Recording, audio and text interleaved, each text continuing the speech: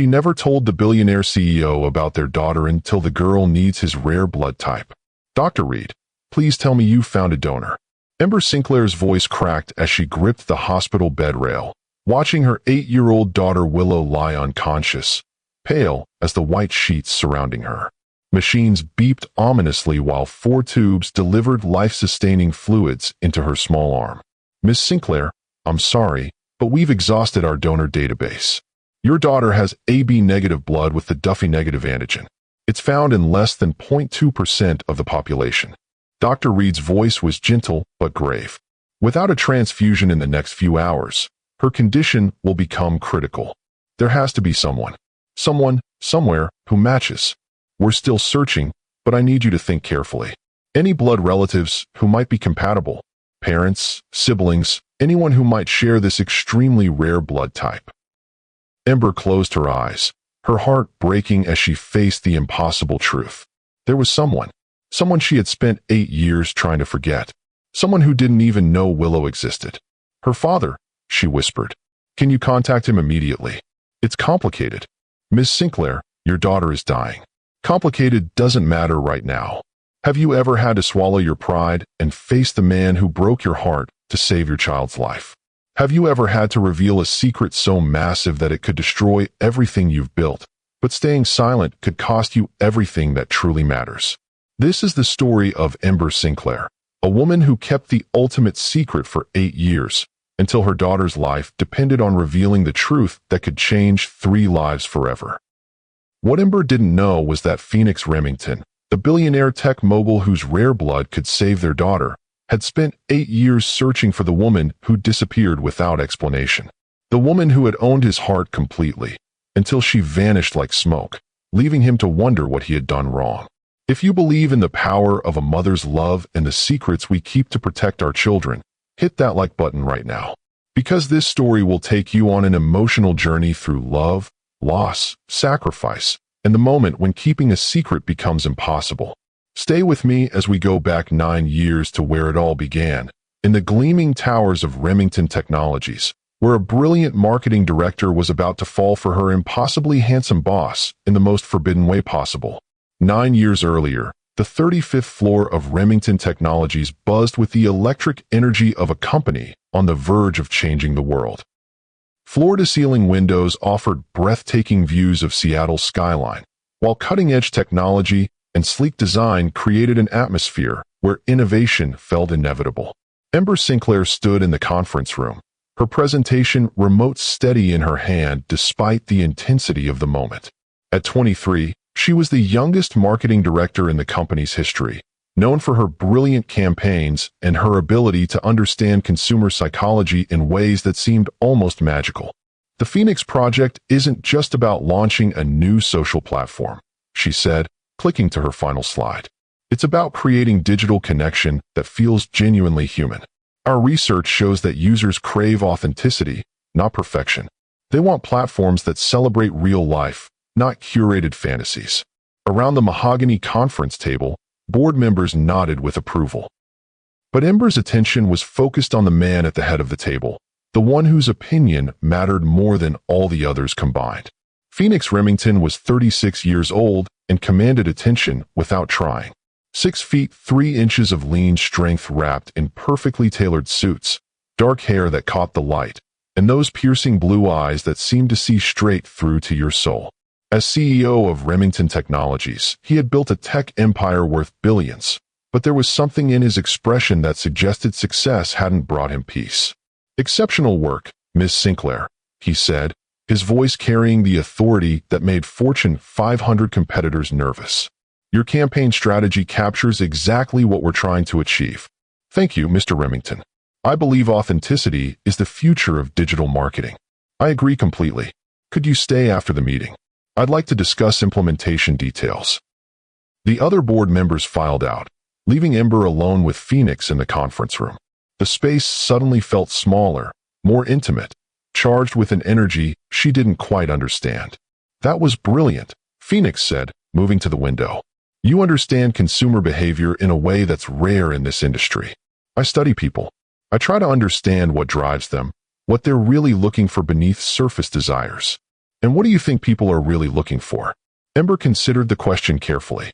Connection, purpose, the feeling that they matter to someone, that their lives have meaning beyond just existing. Phoenix turned from the window to study her face. That's very insightful. What about you, Ember? What are you looking for? The use of her first name sent an unexpected thrill through her. I want to create things that matter. Marketing that doesn't just sell products, but genuinely improves people's lives. That's exactly why I hired you. You see the bigger picture.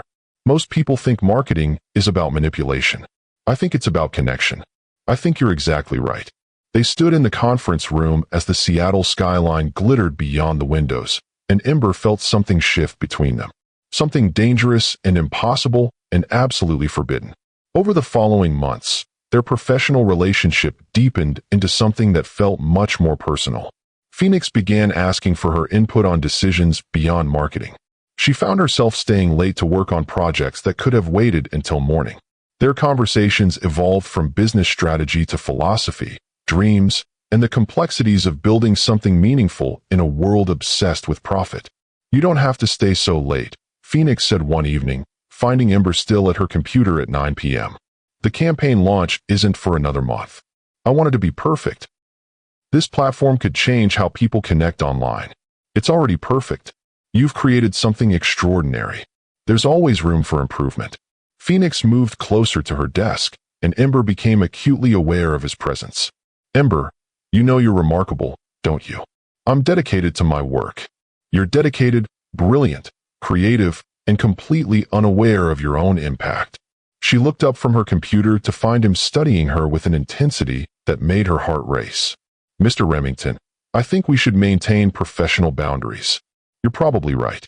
But I find myself wanting to know you beyond conference rooms and marketing strategies. That's not appropriate. No, it's not. But it's honest. The honesty in his voice undid something in Ember's careful composure. This is complicated. The best things usually are. You're my boss. I'm aware of that. There are rules about workplace relationships. There are also rules about letting fear prevent you from pursuing something meaningful. Ember saved her work and closed her laptop, needing to create distance before she made a decision she couldn't take back. I should go home. Have dinner with me. Phoenix, we can't. We can't.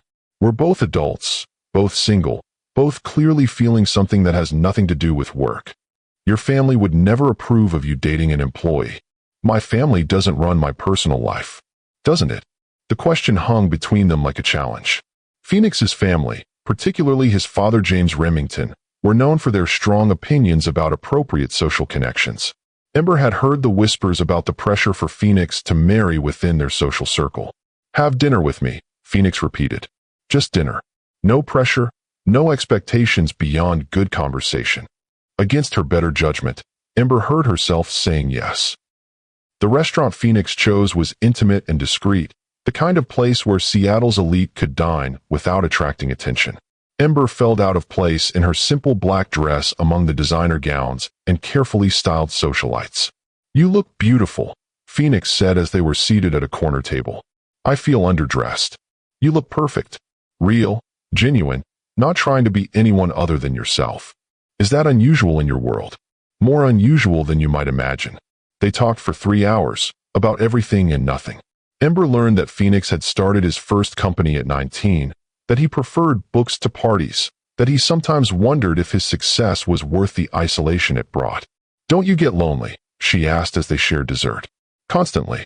Success is supposed to bring fulfillment, but mostly it brings obligations and people who want things from you. What do you want that you can't have? Honest conversation. Someone who sees me as a person rather than a bank account or a business opportunity. Is that what this is? Honest conversation. With you, it feels like something even better. What's that? Connection. Real connection with someone who challenges me to be better than I am. 6 months later, their relationship had evolved into something beautiful and dangerous and completely secret. They met for dinner at quiet restaurants, took long walks through Pike Place Market, spent Sunday mornings reading newspapers in Phoenix's penthouse apartment. Ember had never felt more alive or more terrified. She was falling in love with a man whose world she didn't belong to, whose family would never accept her, whose very presence in her life felt like borrowed time. I have something to tell you, Phoenix said one Sunday morning as they sat on his terrace overlooking Elliott Bay. That sounds ominous. My father is planning an announcement. A business merger with Worthington Industries. Ember's heart sank. She knew what business mergers meant in Phoenix's world. And the merger comes with expectations. Social expectations. About Raven Worthington. My father believes that combining our companies and our families would create the most powerful tech dynasty on the West Coast. What do you believe? I believe in following my heart rather than my father's business strategies. Even if it costs you everything. What's everything worth if it doesn't include the person you love? The word hung between them like a confession. Love. Phoenix had said he loved her. Phoenix, your family will never accept me. I'm a marketing director from Portland whose father was a mechanic and whose mother cleaned houses. I don't care about any of that. You will when your father threatens to disinherit you. Money isn't everything, Ember. Easy to say when you've never been without it. They sat in silence, the weight of their impossible situation settling between them like fog. What if we tried? Phoenix said finally. What if we stopped hiding and just told everyone the truth? The truth about what? That I'm in love with you. That you're the smartest, most genuine person I've ever met. That I don't want to marry Raven Worthington or anyone else my father chooses. And when your family cuts you off, when your board of directors loses confidence, when society pages tear me apart as the gold digger who seduced their prince. We'll handle it together. Will we? Or will you wake up one day and realize that love isn't enough to overcome the practical realities of our different worlds? Phoenix moved closer to her on the terrace furniture. Ember, I know this is complicated. I know there are obstacles. But what we have is real, and I'm willing to fight for it. I'm scared. So am I. But I'm more scared of losing you than I am of facing my family's disapproval. For a moment, Ember allowed herself to believe it could work. That love really could conquer the vast differences in their backgrounds. That Phoenix's feelings for her were strong enough to withstand the pressure his family would bring to bear. But deep down, she knew better. The announcement came 2 weeks later, just as the Phoenix project was launching to unprecedented success. Ember was in her office reviewing media coverage when her assistant knocked with an urgent expression. Miss Sinclair, you need to see this. The news article filled her computer screen like a knife to the heart. Remington Technologies CEO Phoenix Remington announces engagement to socialite Raven Worthington. The merger of two tech dynasties promises to reshape the industry landscape. Ember stared at the photo of Phoenix and Raven at what appeared to be an intimate dinner, her hand prominently displaying an enormous diamond ring. Raven was everything Ember was not. Tall, blonde, perfectly polished, born into the exact social circle that Phoenix inhabited. Miss Sinclair, are you all right? I'm fine. Just surprised by the news. But she wasn't fine. She felt like she was drowning in her own office chair, struggling to breathe as the implications crashed over her. Phoenix hadn't told her about the engagement. He had let her believe they had a future while planning a completely different life. Her phone buzzed with a text from Phoenix. Don't believe what you read. We need to talk immediately. Ember turned off her phone without responding. She couldn't face explanations or justifications or whatever lies he might offer to make sense of the engagement announcement. Instead, she walked to the executive floor with her resignation letter already composed in her mind. Phoenix's office doors were closed, but she could hear voices inside. Familiar voices. Phoenix and his father, James Remington, having what sounded like an intense conversation. The engagement announcement was premature, Phoenix was saying. I didn't authorize the press release. The engagement is happening whether you authorize the announcement or not, James replied coldly. Raven Worthington is perfect for our family and our business interests. I don't love Raven Worthington. Love is a luxury that men in our position can't afford. Raven brings social connections, business opportunities, and the kind of breeding that will produce appropriate heirs. This isn't the 19th century, Dad. I can choose my own wife. Can you? Because I've seen you sneaking around with that marketing girl, and it needs to stop immediately. Ember's heart stopped. They knew about her relationship with Phoenix. Ember Sinclair is brilliant, accomplished, and worth 10 of Raven Worthington. Ember Sinclair is a pretty distraction from a working-class family with no social connections and no understanding of our world. She understands authenticity and genuine connection, which is more than I can say for most of our social circle. She understands an opportunity when she sees one. Do you really think a girl from her background would be interested in you if you weren't worth billions? That's not true, isn't it? How long do you think her affection will last when the novelty wears off and she realizes what she'd be giving up to be with you? How long before she decides that your money is more appealing than your person? You don't know her. I know her type. Ambitious, calculating, willing to seduce her way into a better life. She's using you, Phoenix, and you're too infatuated to see it clearly. She's never asked me for anything. She doesn't even want people to know we're together, because she's smart enough to play the long game. But mark my words, if you pursue this relationship, she'll destroy everything our family has built. Ember had heard enough. More than enough. She backed away from the office doors feeling like her heart had been ripped from her chest. Phoenix's father had just reduced her to every ugly stereotype about women who dared to love above their station. And Phoenix, despite his protests, hadn't been strong enough to shut down the conversation completely. Worse, James Remington's words had awakened doubts she'd been trying to suppress. Was she really just a distraction? Had she been naive to believe Phoenix would choose her over his family's empire? The engagement announcement suggested she had been. Comment below if you've ever had to make an impossible choice between love and self-respect, because what Ember did next would change everything. Ember went back to her office, composed a formal resignation letter, and placed it on Phoenix's desk while he was still arguing with his father. She cleaned out her personal items, said goodbye to her team, and walked out of Remington Technologies forever. She didn't return Phoenix's calls. She didn't read his texts. She changed her phone number and moved out of her Seattle apartment in a single weekend. 2 weeks later, sitting in a doctor's office in Portland, Ember stared at test results that would change her life forever. "Congratulations, Miss Sinclair. You're pregnant." The words echoed in the small examination room as Ember processed what they meant. She was carrying Phoenix's child.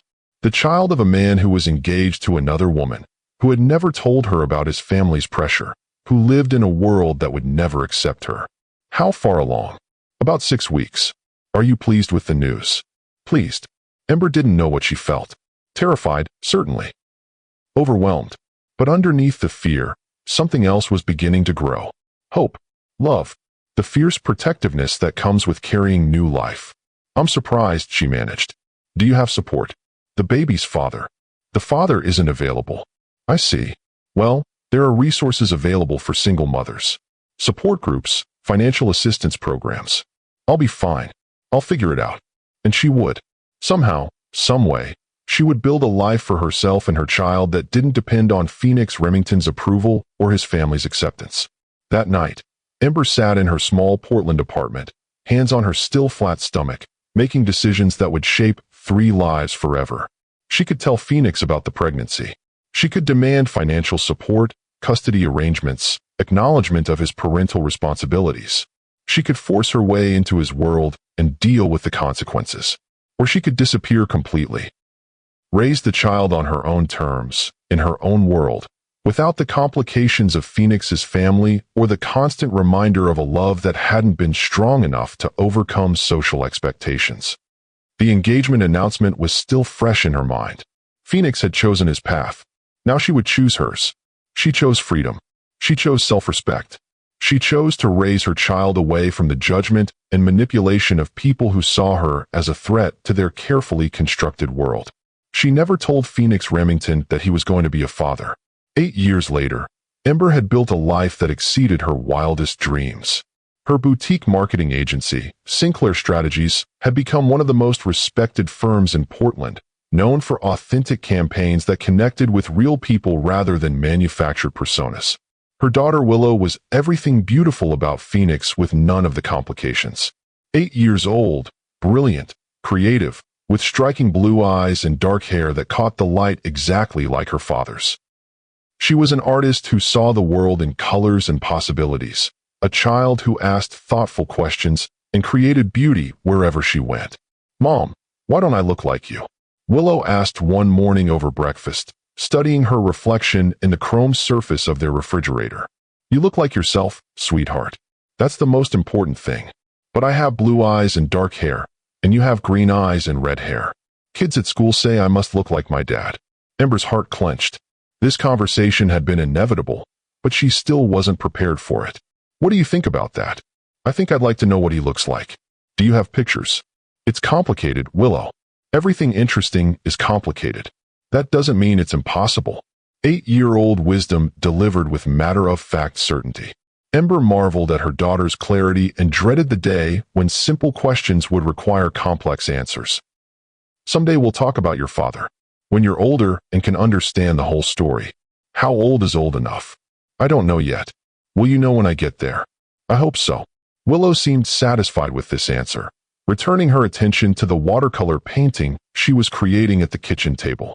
She was working on a series of portraits of imaginary people, each one more expressive and emotionally complex than seemed possible for a child her age. This one is a businessman, she said, showing Ember a painting of a man in a suit looking out a window. He looks sad, even though he has everything he wants. Ember's breath caught. The painting looked remarkably like Phoenix, though Willow had never seen a photo of him. There was something in the expression, the posture, the sense of isolation despite obvious success. Why do you think he's sad? Because having everything you want isn't the same as having everything you need. What does he need? Love. Real love. The kind that makes you feel like you matter. Ember stared at her daughter, amazed by the depth of understanding in someone so young. You're very wise. I get it from you. I think you get it from yourself. That afternoon, Ember sat in her office reviewing proposals for a new campaign when her assistant buzzed with an urgent tone. Miss Sinclair, there's a call from Willow's school. They say it's an emergency. Ember's world tilted. Put them through immediately. Miss Sinclair, this is Principal Martinez. Willow collapsed during the school play rehearsal. The paramedics are transporting her to Portland Children's Hospital. You need to get there immediately. The drive to the hospital passed in a blur of traffic lights and desperate prayers. Ember found Willow in the emergency room, unconscious and pale, surrounded by monitors and medical equipment that looked too large for her small body. What happened? Ember demanded of the attending physician. Your daughter suffered what appears to be acute anemia. Her blood count is dangerously low, and we're running tests to determine the cause. Is she going to be okay? We're doing everything we can. But Miss Sinclair, I need to ask about family medical history. Any genetic blood disorders, any relatives with similar conditions. I don't know much about her father's medical history. We may need to contact him. Depending on what we find, family medical information could be crucial for treatment. 3 hours later, Dr. Harrison Reed entered the family consultation room with test results that would shatter Ember's carefully constructed world. Miss Sinclair, your daughter has been diagnosed with a rare blood disorder that requires immediate treatment. She needs a blood transfusion, but she has an extremely rare blood type, AB negative with the Duffy negative antigen. How rare? Found in less than 0.2% of the population. We've contacted blood banks across the Pacific Northwest, but we haven't found a compatible donor yet. What does that mean? It means we need to find someone with her exact blood type very quickly. Family members are the most likely matches. Can you contact her father? Ember felt the weight of 8 years of secrets crashing down on her. The choice she had made to protect her daughter from Phoenix's complicated world had just become a choice that could cost Willow her life. It's complicated. Ms. Sinclair, your daughter's condition is critical. We need to explore every possible option for finding a compatible donor. Ember closed her eyes, seeing Phoenix's face in her memory, remembering a conversation from 9 years ago when he had mentioned having a rare blood type that made him a valuable donor for emergencies. The same blood type that could now save their daughter's life. I need to make a phone call. Share this if you believe a mother will do anything to save her child, because what happens next will test everything Ember thought she knew about sacrifice, forgiveness, and the price of keeping life-changing secrets. The phone number hadn't changed in 8 years. Ember stared at her cell phone screen. Phoenix's contact information still saved under P. Remington, work, as if keeping the professional label could somehow distance her from the personal devastation he had caused. Her hands trembled as she sat in the hospital family room, knowing that the next few minutes would unravel 8 years of carefully constructed independence. But Willow lay 3 floors above her, fighting for her life, and that was all that mattered now. The phone rang once, twice.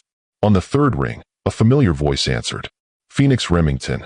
The sound of his voice hit her like a physical blow, bringing back memories she had spent years trying to bury. That same confident tone, that slight rasp that had whispered sweet words against her skin in stolen moments. "Phoenix, it's Ember." Silence. Complete, absolute silence that stretched so long she wondered if the call had dropped. Ember. Her name on his lips was barely a whisper, filled with disbelief and something that might have been longing. "Ember Sinclair. I can't believe it's really you. I need your help. Where are you? Where have you been for 8 years? I searched everywhere, hired private investigators, tried to find you." "Phoenix, I don't have time to explain everything right now. I'm at Portland Children's Hospital, and I need to know something about your medical history. You're hurt. Are you okay? What happened?" The concern in his voice was immediate and genuine, cutting through her carefully constructed emotional barriers. "I'm fine. But Phoenix, I need to know about your blood type. You mentioned once that you had a rare type. AB negative with some unusual antigen markers. Why are you asking about my blood type? Ember, what's going on?" Ember closed her eyes, knowing that the next words would change everything between them forever. "I have a daughter. She's 8 years old, and she's dying. She needs a blood transfusion with an extremely rare type, and you might be the only person who can save her life." The silence this time was different, charged with implications that were slowly sinking in. 8 years old, Phoenix repeated slowly. "Ember, are you telling me what I think you're telling me?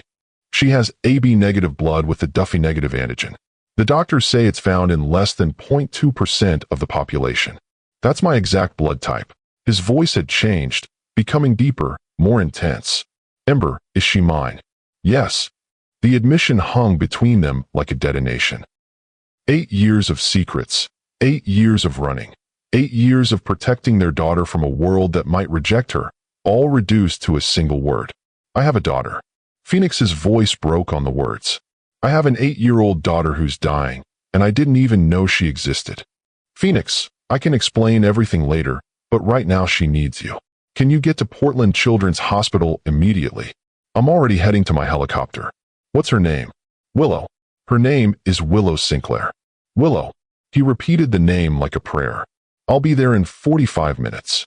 The line went dead, leaving Ember alone with the magnitude of what she had just set in motion. In less than an hour, Phoenix would meet the daughter he never knew existed. The child who looked exactly like him, who had his intelligence and his intensity, who had been asking about her father with increasing frequency. Ember returned to Willow's room, where her daughter lay unconscious, looking impossibly small and fragile among the medical equipment. The monitors showed her vital signs holding steady but weak, her body fighting a battle that science could win if they could just find the right ammunition. "Ms. Sinclair." Dr. Reed appeared beside her with updated test results. "We've run additional blood work, and your daughter's condition is more complex than we initially thought. She has a genetic blood disorder that's been dormant until now. The good news is that it's treatable with the right blood transfusion and ongoing medical management." What triggered it? Sometimes these disorders activate during periods of physical or emotional stress. Has Willow been dealing with anything unusual lately? Ember thought about the conversations they'd been having about Willow's father, the questions that were becoming more frequent and more specific. She's been asking about her father, about why she doesn't look like me, about whether she'll ever meet him. That kind of emotional questioning can certainly create stress in a child. But Miss Sinclair, once we get her stabilized with the transfusion, this condition is very manageable. She can live a completely normal life. If we can find a donor. Have you had any luck reaching family members? Her father is flying in from Seattle. He has the same blood type. That's excellent news. When will he arrive? Within the hour. Dr. Reed made notes in Willow's chart. I'll have the blood compatibility tests ready. If he's a match, we can begin the transfusion immediately. 30 minutes later, Ember heard the distinctive sound of a helicopter landing on the hospital's rooftop helipad. Her heart rate spiked as she realized Phoenix was here, in the same building, about to meet their daughter for the first time under the most dramatic circumstances imaginable. She stood by Willow's bedside, watching her daughter's peaceful face, trying to memorize this moment before everything became infinitely more complicated. "Excuse me, are you Ember Sinclair?" Ember turned to find a hospital security guard at the door. "Yes. There's a gentleman here asking for you. Says his name is Phoenix Remington. Send him up." He's quite insistent about seeing you immediately. And ma'am, he's got quite an entourage with him. Personal assistant, security detail, what looks like a private medical team. Of course he did. Phoenix didn't do anything quietly or simply. Even emergency hospital visits came with full executive support. Just send him to room 314. The rest of his people can wait in the family lounge. 5 minutes later, Phoenix Remington walked through the door of his daughter's hospital room, and Ember's carefully constructed world shifted on its axis. He looked exactly the same and completely different. Still devastatingly handsome at 35, still possessed of that commanding presence that made everyone else seem smaller by comparison. But there were lines around his eyes that spoke of stress and sleepless nights, a gravity to his expression that hadn't been there 8 years ago. He wore a perfectly tailored charcoal suit that probably cost more than most people's monthly salary, but he'd obviously dressed in a hurry. His tie was slightly askew, his usually perfect hair showing signs of being pushed back by anxious fingers. His gaze went immediately to the hospital bed, where Willow lay sleeping, and Ember watched his face transform as he saw their daughter for the first time. "Oh my God," the words were barely a whisper. "She looks exactly like me." It was true. Willow had inherited Phoenix's striking bone structure, his thick dark hair, his long eyelashes. But more than that, she had his intensity, even in sleep. The sense that powerful thoughts were always moving behind those closed eyes. "She's beautiful," Phoenix breathed, moving closer to the bed. "She's absolutely beautiful." "Don't wake her up," Ember said quietly. "She needs rest." Phoenix turned to look at Ember fully for the first time, and she felt the impact of those blue eyes like a physical force. 8 years, Ember. You kept her from me for 8 years. You were engaged to someone else. I was never engaged to Raven Worthington. That announcement was my father's manipulation, not my choice. The words hit Ember like a slap. What? I broke off that engagement the day it was announced. I spent months trying to find you, trying to explain what happened. The newspaper said. The newspaper printed what my father wanted them to print. I never proposed to Raven. I never agreed to that marriage. I was trying to figure out how to tell my family about us when that announcement blindsided me completely. Ember felt the room spinning around her. You weren't engaged. I was in love with you. I was planning to propose to you. But your father said. My father said a lot of things. None of them represented my feelings or my intentions. The revelation was devastating. Ember sank into the chair beside Willow's bed as the implications crashed over her. She had run from a lie. She had hidden their daughter from a man who had never betrayed her, who had been searching for her while she was building a life based on a misunderstanding. I heard you talking to your father, she said weakly. I heard him call me a distraction, heard him say I was using you. And you believed him over me. You didn't defend me strongly enough. I was trying to be diplomatic while planning to defy him completely. I was going to choose you, Ember. I was going to choose us. You never told me about the pressure from your family. You never explained how impossible our situation was. Because I didn't think it was impossible. I thought love was enough to overcome family expectations. And now, Phoenix looked down at their sleeping daughter, his expression transforming with something that looked like wonder mixed with heartbreak. Now I know that love isn't enough if it doesn't include trust, if it doesn't include communication, if it doesn't include the courage to believe in each other when things get complicated. Before Ember could respond, Dr. Reed appeared in the doorway with a nurse carrying medical equipment. Mr. Remington, I presume. I'm Dr. Reed, and we need to get your blood tested immediately for compatibility. Whatever you need, Phoenix said, already rolling up his sleeve. How is she? What exactly is wrong? Your daughter has a genetic blood disorder that requires immediate transfusion and ongoing treatment. The condition is manageable, but right now she needs blood that matches her very rare type. She's going to be okay. With the right treatment, absolutely.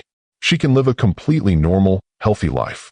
Phoenix submitted to blood draws and medical questions with the efficiency of someone accustomed to making quick decisions under pressure.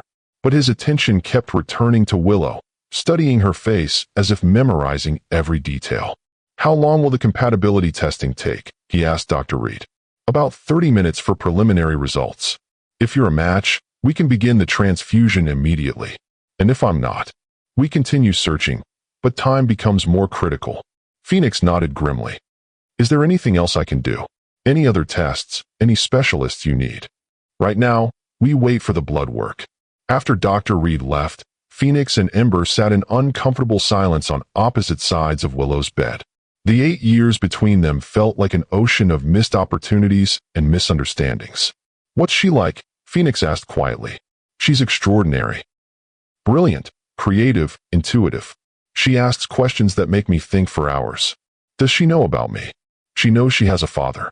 She's been asking more questions lately about why she doesn't look like me, about whether she'll ever meet you. What do you tell her? That it's complicated. Is it? Still complicated? Ember looked at this man who had once been everything to her, who was now a stranger sitting beside their child's hospital bed. Everything about this is complicated, Phoenix. It doesn't have to be, doesn't it? You're a billionaire CEO with a life I couldn't fit into 8 years ago. I'm a single mother who built her own company in her own world. We're different people now, are we? Because looking at you now, being in the same room with you, it feels like no time has passed at all. 8 years have passed. 8 years of raising our daughter alone. 8 years of building a life that doesn't include you. It could include me now. Could it? What about your family's expectations? What about the social pressure? What about the fact that I'm still the working-class girl from Portland who isn't sophisticated enough for your world? My world is whatever I choose to make it. Is it? Because last I checked, you were still the CEO of a company that your family founded, still moving in social circles that measure people by their pedigree. Phoenix was quiet for a moment, studying Willow's sleeping face. You're right. My professional life is still complicated by family expectations and social pressures. But my personal life is mine to control. What does that mean? It means I've spent 8 years learning the difference between what looks good on paper and what actually matters. And what actually matters. This. Her. You. The family I didn't know I had. Before Ember could respond, Willow's eyes fluttered open. She looked around the hospital room with confusion, her gaze moving from Ember to the monitors to the unfamiliar man sitting beside her bed. Mom. Her voice was weak but clear. What happened? Why am I in the hospital? You got sick during play practice, sweetheart. But the doctors are taking good care of you. Willow's attention focused on Phoenix with a direct curve. Phoenix's breath caught as he looked into his daughter's eyes for the first time. Eyes that were exactly like his own, alert and intelligent despite her illness. I'm Phoenix, he said gently. I'm a friend of your mother's. You have blue eyes like me. I do. And dark hair like me. That's right. Willow studied his face with the intensity of an artist memorizing a subject. You look familiar. Do I? Like someone I've seen in pictures or dreams or something. Ember felt her heart breaking as she watched their daughter instinctively recognize the father she'd never met. Phoenix is here to help you get better, Ember said carefully. How can he help? He has the same rare blood type that you do. He might be able to give you some of his blood to make you feel better. Willow considered this with 8-year-old logic. Like sharing. Exactly like sharing. That's very nice of you, Willow said to Phoenix. Sharing blood is probably the nicest thing you can share with someone. Phoenix's eyes filled with tears he was trying hard not to shed. I would share anything with you, Willow. Why? The question hung in the air, loaded with implications that an 8-year-old couldn't possibly understand. Because you're a very special little girl who deserves to be healthy and happy. Mom says I'm special too. She says I got my artistic talent from someone important. Phoenix glanced at Ember, seeing the careful way she had constructed truths that weren't quite lies. Your mom is very wise. She is. She's the smartest person I know. She built her own company, and she takes care of me all by herself. That's very impressive. Do you have kids? The question was innocent, but it hit Phoenix like a physical blow. I'm just learning about having children. It's the best thing in the world, Willow said seriously. Even when kids get sick or ask too many questions or make mistakes. What kinds of questions do you ask? Important ones. Like why the sky is blue and why people fall in love and why some families look different from other families. Those are very important questions. Do you know the answers? I know some of them. The sky is blue because of how light bounces off tiny particles in the atmosphere. That's the science answer. But I think the sky is blue because blue is the color of possibility, and the sky is where all possibilities live. Phoenix stared at his daughter in amazement. That's the most beautiful explanation I've ever heard. I get my creativity from my father, Willow said matter-of-factly. even though I've never met him. What do you know about your father? Mom says he's someone who's very smart and very busy and very far away. She says maybe someday I'll get to meet him. Would you like that? More than anything. I have so many questions I want to ask him. Like what? Like whether he thinks about me sometimes. Like whether he would be proud of my paintings. Like whether he has blue eyes like mine. Phoenix looked across the bed at Ember, his expression pleading for permission to tell their daughter the truth. Willow, Ember said gently, there's something we need to talk about. Am I in trouble? No, sweetheart. But Phoenix isn't just Mom's friend. He's someone very special to our family. How special? Ember took a deep breath, knowing that the next words would change their daughter's life forever. Phoenix is your father. Willow's eyes went wide as she processed this information. She looked from Ember to Phoenix and back again, her artistic mind clearly trying to reorganize everything she thought she knew about her world. You're my dad. Yes, Phoenix said, his voice rough with emotion. I'm your dad. But Mom said you were far away. I was. But I'm here now. Are you going to stay? The question was simple, but it carried the weight of 8 years of absence and a lifetime of implications.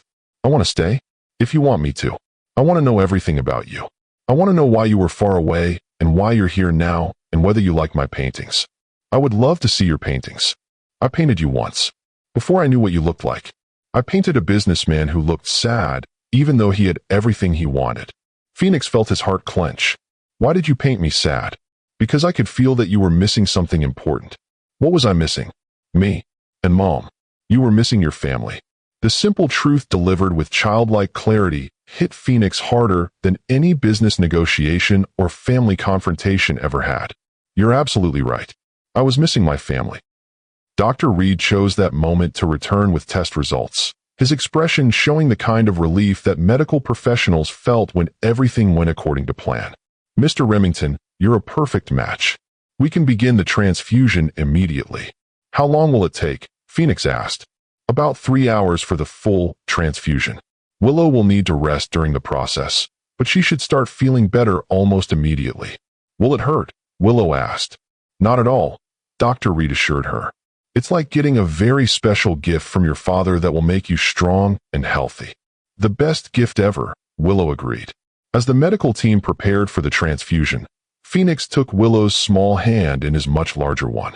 Willow, I want you to know that I didn't stay away because I didn't want to be your father. I stayed away because I didn't know you existed. Why didn't you know? Because your mom and I had a misunderstanding. We both made mistakes that kept us apart. But you're together now. We're here now. Together for you. Good.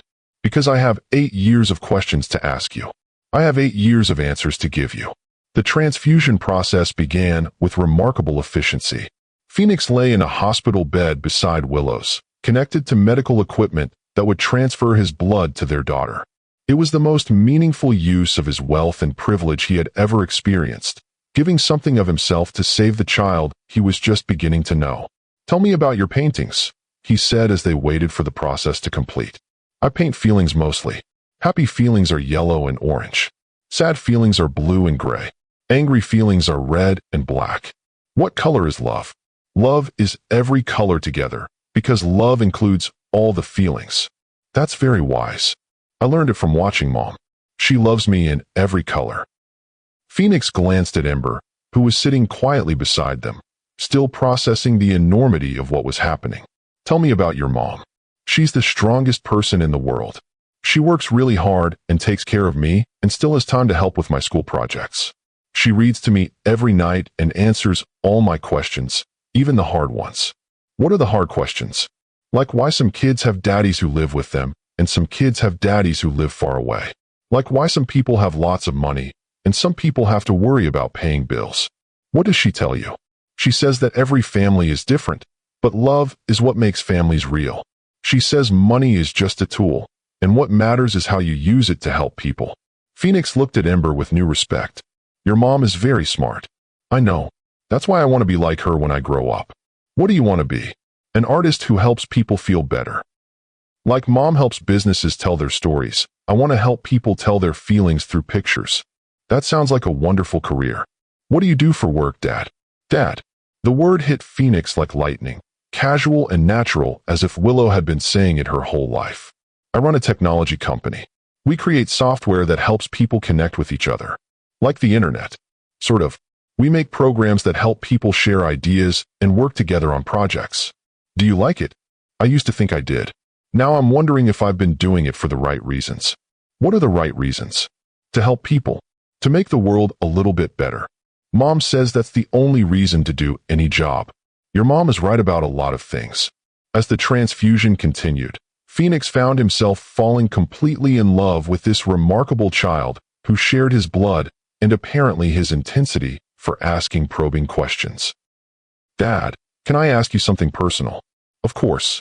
Do you love Mom? The question came from nowhere, delivered with the directness that children used when they wanted real answers.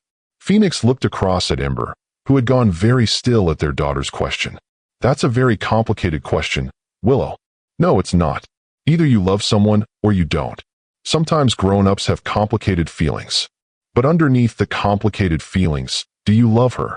Phoenix met Ember's eyes across their daughter's bed, seeing vulnerability there that she was trying to hide. Yes, he said quietly. I love her. Do you love me? More than I knew it was possible to love someone. Good. Because I love you too, even though I just met you. How can you love someone you just met? Because you're my dad, and you gave me your blood to make me better, and you have kind eyes. That's enough to start with. 2 hours later, the transfusion was complete, and Willow's color had already begun to return to normal. Her energy was improving, and her vital signs showed the kind of steady improvement that made medical professionals optimistic. The transfusion was completely successful, Dr. Reed reported. Willow should be able to go home tomorrow, and with proper medical management, she can live a completely normal life. What does proper medical management mean? Ember asked. Regular blood work, some dietary modifications, and monitoring for any signs of relapse. But this condition is very manageable with current treatments. Will she need more transfusions? Possibly, but not frequently. And now that we know Mr. Remington is a perfect donor match, we have a reliable source if needed. Phoenix squeezed Willow's hand. I'll always be available if you need me. Promise. I promise. Good. Because I have a lot more questions to ask you. I look forward to answering them. That evening, as Willow slept peacefully with dramatically improved vital signs, Phoenix and Ember finally had the conversation they'd been avoiding for 8 years. They sat in the hospital family lounge, sharing terrible coffee and the weight of too many unspoken words. I'm sorry, Ember said finally. I'm sorry I didn't tell you about her. I'm sorry I believed your father instead of trusting you. I'm sorry I robbed you of 8 years with your daughter. I'm sorry too. I'm sorry I didn't explain the pressure from my family. I'm sorry I let you walk away without fighting harder to keep you. I'm sorry I wasn't strong enough to protect what we had. We were both young and scared. We were. But Ember, we're not young and scared anymore. No. Now we're older and hopefully wiser. Hopefully wise enough to not make the same mistakes twice. What are you saying? Phoenix turned to face her fully in the uncomfortable plastic chairs. I'm saying that I've spent 8 years comparing every woman I met to you and finding them wanting. I'm saying that I never got married because no one ever made me feel the way you did. Phoenix, I'm saying that I want to be part of Willow's life, not just as a blood donor or an occasional visitor, but as her father. And I want to be part of your life too, if you'll let me. It's not that simple. Why not? We love each other. We have a daughter together who desperately wants a family. Because 8 years have passed. Because we're different people now. Because my life is in Portland and yours is in Seattle. Those are logistics, not obstacles. Those are real considerations, Phoenix. I've built a business here, a community, a life that works for Willow and me. And I've built a company that can be run from anywhere, with technology that makes distance irrelevant. What about your family's expectations? What about them? I'm 35 years old, and I'm tired of living my life according to other people's expectations. Your father can accept my choices or not. That's his decision. Phoenix, this isn't just about us anymore. We have to think about what's best for Willow. What's best for Willow is having 2 parents who love her and each other. Is it? What happens when the novelty wears off? What happens when you realize that being a father is about school plays and bedtime stories and sick days, not just dramatic hospital visits? Then I'll learn about school plays and bedtime stories. Ember, I've spent 8 years building an empire that means nothing without people to share it with. And I've spent 8 years proving that I don't need anyone to take care of me. This isn't about need. This is about want, about choice, about building something together that's better than what either of us could create alone. Ember was quiet for a long moment, processing everything he was saying. I'm scared, she admitted finally. So am I. But I'm more scared of losing you again than I am of facing an uncertain future together. What if we hurt each other again? Then we'll figure out how to heal and do better. But Ember, what we have is worth fighting for. How do you know? Because our daughter exists. Because she's extraordinary and brilliant and kind, and she's the perfect combination of both of us. Because if we could create something that beautiful together without even trying, imagine what we could build if we put our hearts into it. Before Ember could respond, a small voice interrupted them from the doorway. Are you guys having feelings talk? They turned to find Willow standing in the doorway, wearing a hospital gown and dragging her four-pole, looking much more alert than she had earlier. Willow, you should be resting, Ember said, immediately moving to guide her daughter back to bed. I'm feeling much better, and I couldn't sleep because I kept thinking about important things. What important things? Phoenix asked. About families and how they get made.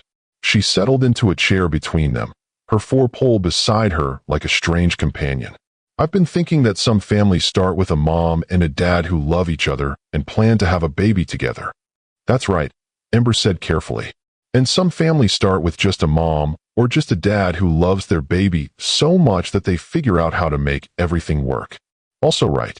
But some families start in a mixed-up way, where the mom and dad love each other but get confused and make mistakes, and then they have to find their way back to each other. Phoenix and Ember exchanged glances over their daughter's head. That's also possible, Phoenix said. I think we're the third kind, Willow announced. The kind where everyone loves each other but got confused for a while. What makes you think that? Ember asked. Because when you and Dad look at each other, you get the same expression that people get in movies when they're trying not to cry because they're so happy. You're very observant. I'm an artist. I notice feelings. What else do you notice? Phoenix asked. I notice that Dad's eyes get soft when he looks at you, Mom. And I notice that you smile differently when you're talking to him. How do I smile differently? Like you're remembering something wonderful that you thought you lost. The observation was so accurate and so innocent that both adults fell silent. So I think, Willow continued with 8-year-old logic, that you should stop being confused and just be a family. It's not quite that simple, sweetheart, Ember said gently. Why not? Because grown-up relationships involve a lot of complicated decisions. Like what?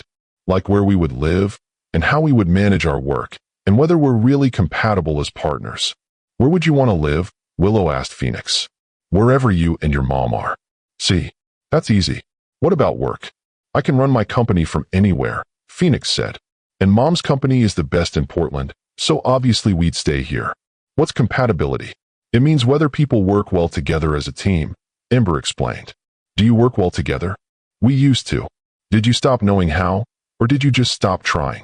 The question hung in the air with devastating simplicity. We stopped trying, Phoenix admitted. So try again, Willow said, as if the solution was obvious. That's what I do when I mess up a painting. I don't throw it away. I fix the parts that aren't working and make it better. What if the painting is too damaged to fix? Ember asked. Then you use the good parts to start a new painting. But you always keep the good parts. Phoenix looked at Ember across their daughter's head. What are our good parts? We love each other, Ember said quietly. We love Willow. We're both successful, intelligent people who share similar values. And we make beautiful babies, Phoenix added with a slight smile.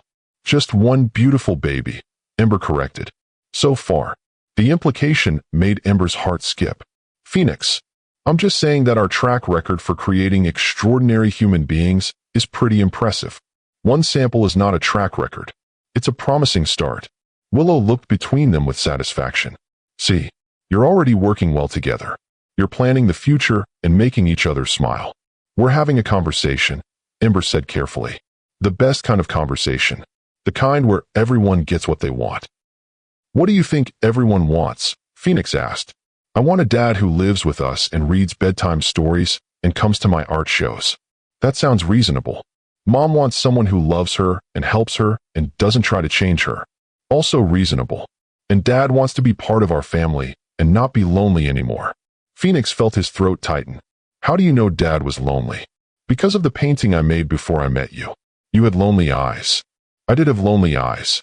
But you don't now. No. Now I have hopeful eyes. Good. Because hope is the best feeling to have when you're building something new. Dr. Reed appeared in the doorway, looking concerned. Willow, you should be in bed resting. I'm having an important family meeting. Family meetings can happen tomorrow. Right now, you need sleep so your body can finish getting better. Will Mom and Dad still be here tomorrow? I'm not going anywhere, Phoenix said immediately. Me neither, Ember added. Good. Because tomorrow I want to show Dad my paintings, and I want you both to tell me stories about when you used to love each other before you got confused. As they tucked Willow back into her hospital bed, she grabbed both their hands. I'm really glad I got sick, she said seriously. Sweetheart, don't say that, Ember protested. But I am. Because if I hadn't gotten sick, I wouldn't have met my dad, and you wouldn't have remembered that you love each other. We never forgot that we loved each other, Phoenix said gently. But you forgot how to show it. Now you remember. How do you know we remember? Because you're both here, and you're both staying, and nobody's talking about complicated things anymore. She drifted off to sleep holding both their hands, leaving Phoenix and Ember connected across her small body. She's remarkable, Phoenix whispered. She's always been wise beyond her years. She gets that from you. She gets it from both of us. They sat in the quiet hospital room, holding their daughter's hands and processing everything that had changed in a single day. Phoenix, Ember said quietly, if we try this, if we try to be a family, I need you to understand that I'm not the same woman I was 8 years ago. I know. You're stronger, more independent, more accomplished. I'm also more careful with my heart, more protective of Willow's emotional security. I would never do anything to hurt either of you, intentionally. But what happens when your family pressures you again? What happens when business obligations conflict with family time? What happens when you realize that domestic life isn't as exciting as corporate conquests? Then I'll remember this moment. I'll remember my daughter asking me to read bedtime stories and my heart almost exploding with happiness. Promise me something. Anything. Promise me that if you change your mind, if you decide this isn't what you want, you'll be honest about it instead of just disappearing. I promise. But Ember, I'm not going to change my mind. How can you be sure? Because I've spent 8 years trying to fill the hole you left in my life, and nothing worked. Because I've built an empire that means nothing without people to share it with. Because our daughter just gave me more joy in one day than I've felt in 8 years of professional success. And because you love me. And because I love you more than I've ever loved anything in my life. The next morning brought sunshine streaming through the hospital windows and the sound of Willow's laughter as she showed Phoenix her sketchbook. She had brought her art supplies from home, and he was seeing 8 years of artistic development compressed into a single morning. This one is from when I was 5, she explained, showing him a crayon drawing of a stick figure family. That's me, that's Mom, and that's the space where Dad would be if he wasn't far away. You drew a space for me. I always knew you existed somewhere. I just didn't know where. Phoenix studied the drawing, seeing the careful way she had left room for a third figure. What did you imagine I looked like? Tall, strong, kind eyes. I got the eyes right. Yes, you did. This one is from last year, she continued, flipping to a watercolor painting that showed remarkable sophistication for a 7-year-old. It's called Missing Pieces. The painting showed a puzzle with one piece floating above the rest, clearly belonging, but not yet connected. That's how I felt sometimes, Willow explained. Like our family was almost complete, but missing one important piece. And now the piece fits, and the puzzle is whole.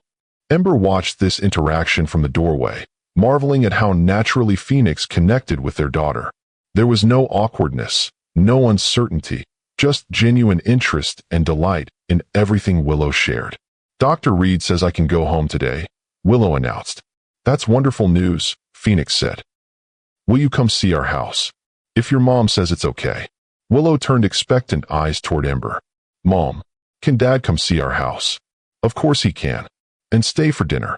Willow, and maybe stay overnight in the guest room, because I have so many more paintings to show him and stories to tell him.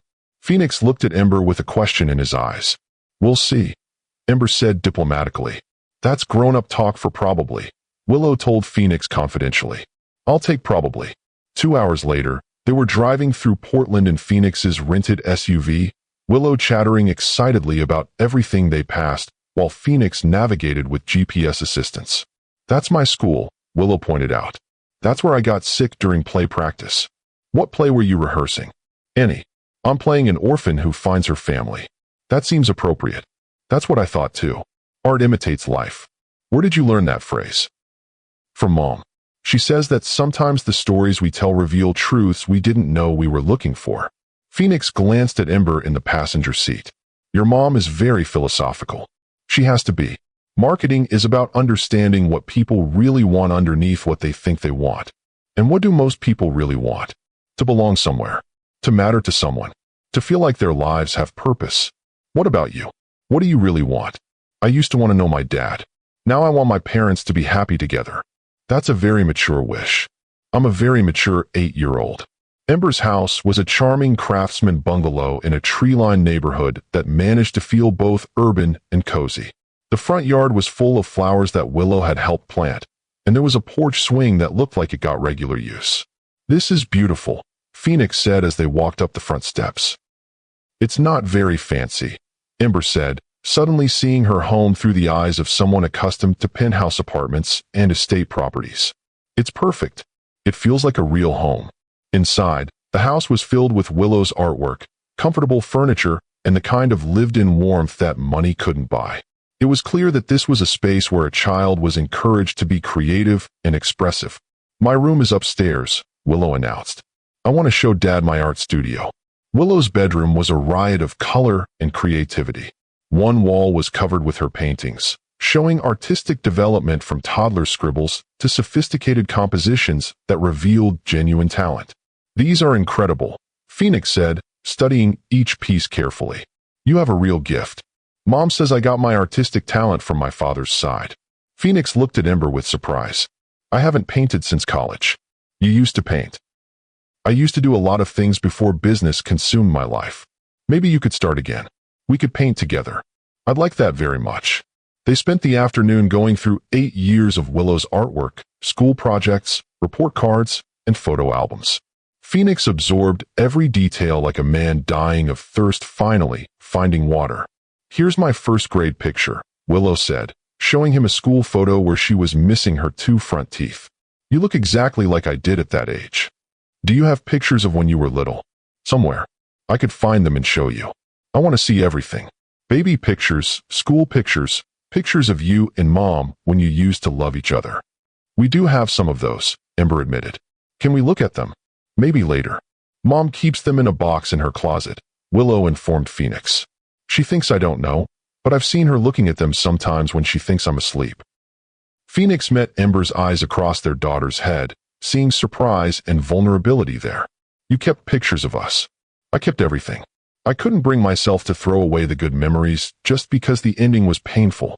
That evening, they ordered pizza and ate it picnic style on the living room floor, while Willow regaled Phoenix with stories from 8 years of life without him. Tell me about your first steps, he said. I don't remember my first steps, but Mom says I walked early because I was trying to reach her art supplies. Your first words. Mama, Kitty, and Pretty. I had my priorities straight. Your first day of school. I cried because I thought Mom wouldn't be there when I got home. But she was waiting on the porch with cookies and wanted to hear about everything I learned. Phoenix looked at Ember with admiration. You've done an incredible job raising her. We've done a good job together, haven't we, Mom? The best job, Ember agreed. Now we can do an even better job with Dad helping. As evening turned to night, Willow began yawning despite her determination to stay awake and absorb every moment with her newly discovered father. Time for bed, sweetheart, Ember said. Will Dad read me a story? If he wants to. I would love to read you a story, Phoenix said. I want to hear about the businessman who found his family. I don't think I know that story. I do. Once upon a time, there was a very successful businessman who had everything he thought he wanted. A big company, lots of money, and people who respected him. Sounds like a good life. But he was missing something important, and he didn't even know what it was. He tried working harder and making more money and buying bigger houses, but nothing filled the empty space in his heart. Phoenix tucked Willow into her bed, surrounded by stuffed animals and art supplies. What was he missing? His family. But he didn't know he had a family because of a big misunderstanding that made everyone confused. How did he find his family? His little girl got sick and needed his help. And when he came to help her, he remembered that he loved her mom and wanted to build a life together. Did they live happily ever after? They're working on it. Happily ever after takes practice. Phoenix kissed Willow's forehead, overwhelmed by the love he felt for this remarkable child. I love you, Willow. I love you too, Dad. Will you still be here when I wake up? If your mom says it's okay, she'll say yes. She wants you to stay too. She's just scared to admit it. After Willow fell asleep, Phoenix and Ember sat on the front porch swing, sharing a bottle of wine and processing the surreal events of the past 2 days. This is nice, Phoenix said, looking out at the quiet neighborhood. It's peaceful, different from the city, better than the city. You might get bored. Ember, I've been bored for 8 years. This is the first time I've felt truly alive since you left. What about your company? Your responsibilities in Seattle? Technology companies can be run from anywhere.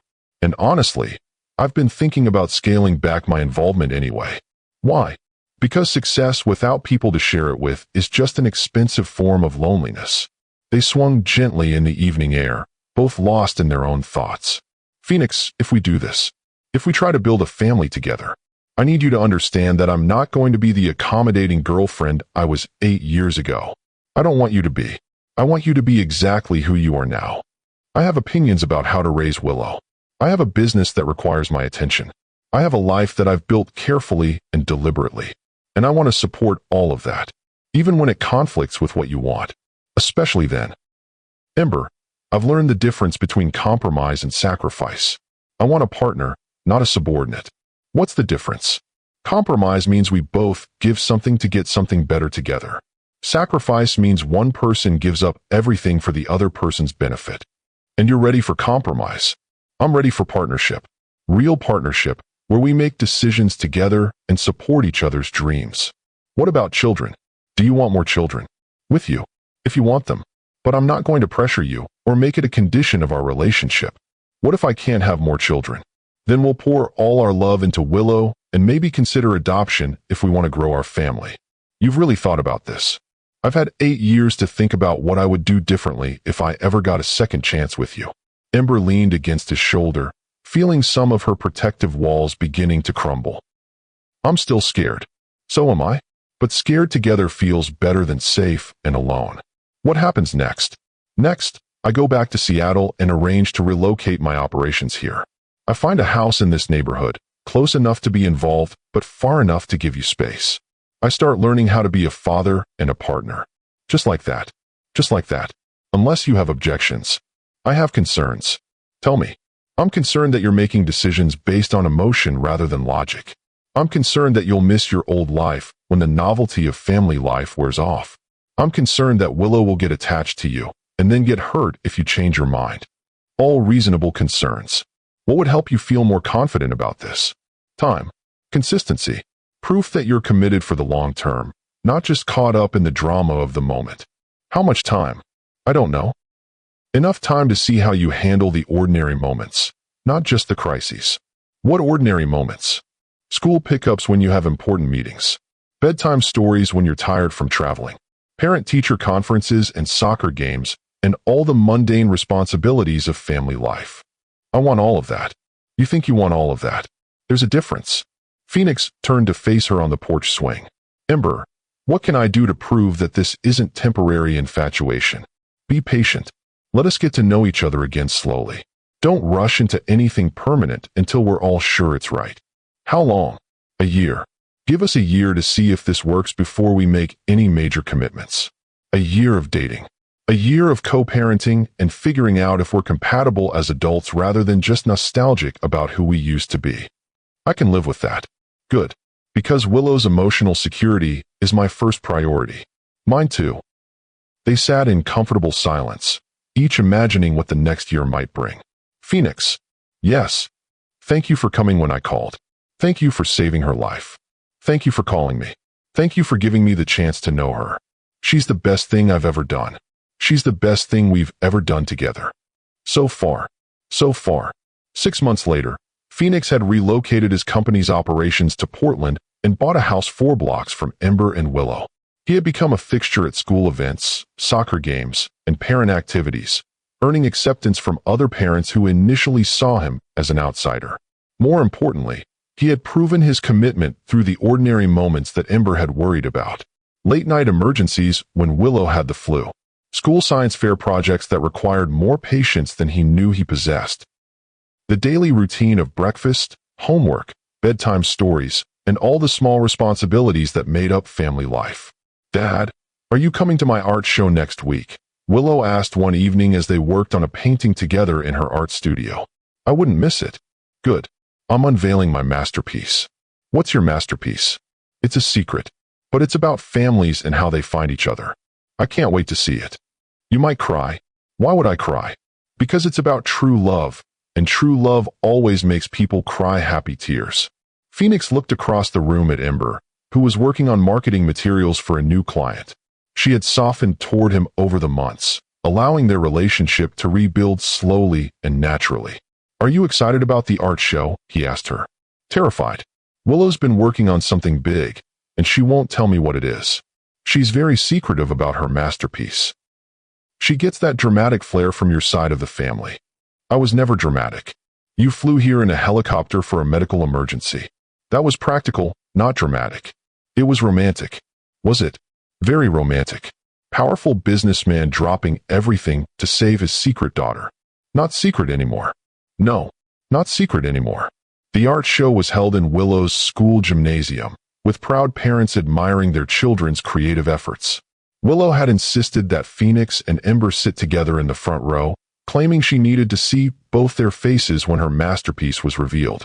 "Ladies and gentlemen," the art teacher announced, "our final piece tonight is by Willow Sinclair, who has created what she calls the complete family."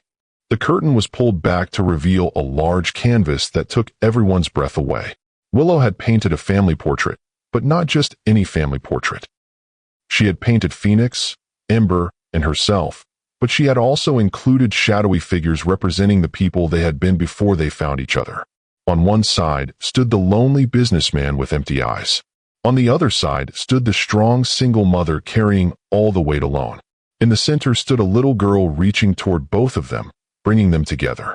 But the true masterpiece was how she had painted light radiating from the center where all 3 figures connected, showing how love could transform sadness into joy, isolation into connection, brokenness into wholeness. "This is my family." Willow's voice came through the microphone as she explained her painting. "We started out broken and lonely, but we found each other and became complete." Phoenix felt tears streaming down his face as he looked at his daughter's artistic interpretation of their journey. Beside him, Ember was crying too, overwhelmed by the beauty of how their child saw their story. "The most important thing I learned," Willow continued, "is that families aren't just born. Sometimes they're built by people who love each other enough to try again when they make mistakes." The applause was thunderous, but Phoenix barely heard it. He was too busy looking at the woman beside him, seeing his future reflected in her eyes. "She's extraordinary," he whispered. "She is. We made something beautiful together. Want to make something else beautiful together. What did you have in mind?" Phoenix reached into his jacket pocket and pulled out a small velvet box. But this time it was different from 8 years ago. This time, he wasn't offering it as a culmination, but as a beginning. "I was thinking we could make a lifetime together. A real lifetime, built on truth and communication and the kind of love that gets stronger with time rather than weaker." Ember stared at the ring box, her heart racing. "Phoenix, I know we agreed to take a year. But Ember, I've spent 6 months learning to be part of your life, and I don't want to spend another day not being your husband. What about the concerns I had? About ordinary moments and long-term commitment? I think I've proven my commitment to ordinary moments. As for long-term, I'm hoping for at least 60 more years if you'll have me. And if I say yes, then we plan a wedding that makes our daughter proud, and we build the kind of marriage that shows her what real love looks like. And if I say no, then I wait however long it takes for you to be ready, because you and Willow are worth any amount of patience." Ember looked at this man who had proven his love through consistency rather than grand gestures, who had earned his place in their family through everyday dedication rather than dramatic declarations. Ask me properly. Phoenix slid off his chair onto one knee, right there in the middle of the school gymnasium, in front of all the other parents and children. Ember Sinclair, will you marry me? Not because you complete my image or fix my loneliness, but because you're my partner in every way that matters. Because together we created something extraordinary, and I want to spend the rest of my life creating extraordinary things with you. Yes, she whispered, then louder. Yes, I'll marry you. The gymnasium erupted in applause as Phoenix slipped the ring onto Ember's finger. But the most important approval came from the stage, where Willow was jumping up and down with excitement. I told you it was about true love, she called out to the audience. And true love always has a happy ending. 6 months later, they were married in the same school gymnasium where Phoenix had proposed, surrounded by the community that had welcomed them as a family. Willow served as maid of honor, wearing a dress she had designed herself and carrying a bouquet of flowers she had painted on canvas. Do you, Phoenix, take Ember to be your wife, promising to support her dreams, share her burdens, and love her through all the ordinary and extraordinary moments of life? I do. Do you, Ember, take Phoenix to be your husband, promising to trust his commitment, share your life, and build a future based on the love you've rediscovered? I do. By the power vested in me by the state of Oregon, I now pronounce you husband and wife. As they kissed to seal their marriage, Willow cheered from the front row, along with friends, family, and the entire community that had watched their love story unfold. Ladies and gentlemen, the officiant announced, I present to you the Remington family. Phoenix, Ember, and Willow, who prove that the best families are built on love, patience, and second chances. During the reception, held in the school cafeteria decorated with Willow's artwork, Phoenix found himself reflecting on the journey that had brought them to this moment. Any regrets? Ember asked as they danced to their wedding song. Only one. What's that? That it took a medical emergency to bring us back together. I wish I'd been brave enough to find you sooner. Maybe we needed those 8 years apart. Maybe we needed to become the people we are now before we could build something lasting. Maybe. But I'm grateful for every day from now on. Even when Willow becomes a teenager and tests our patience. Especially then. I want to be here for all of it. Even when your business requires travel and I'm grumpy about managing everything alone. Especially then. We're partners now. Real partners. And when we're old and boring and take each other for granted. Then we'll remember this day and all the days that led to it, and we'll choose to fall in love again. As the evening progressed, Phoenix watched Willow dance with her friends, her face glowing with happiness at seeing her parents together. His heart was full in a way he'd never experienced before. Dad. Willow appeared beside him during a quiet moment. Yes, sweetheart. Thank you for coming back. Thank you for bringing us together. I didn't bring you together. Love brought you together. I just helped you remember. How did you get so wise? I have really good parents. Yes, you do. Dad.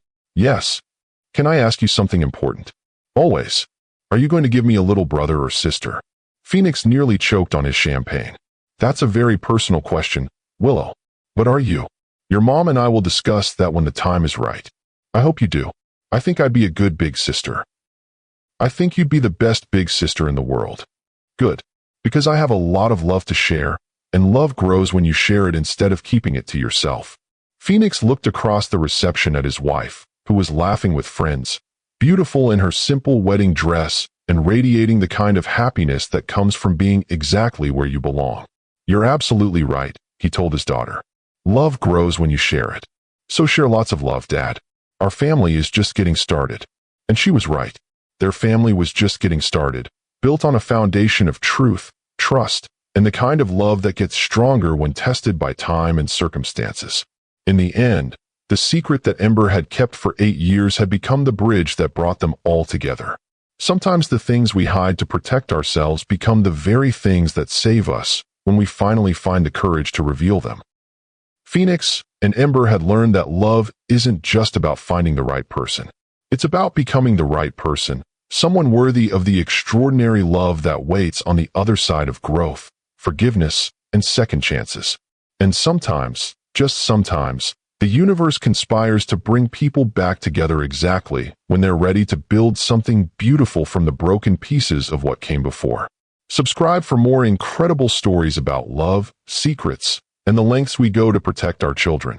Because the greatest love stories are the ones that prove that it's never too late to choose love over fear, truth over pride, and family over everything else that seems important but really isn't. The moral of this story reaches beyond romance into the very heart of what it means to be a family.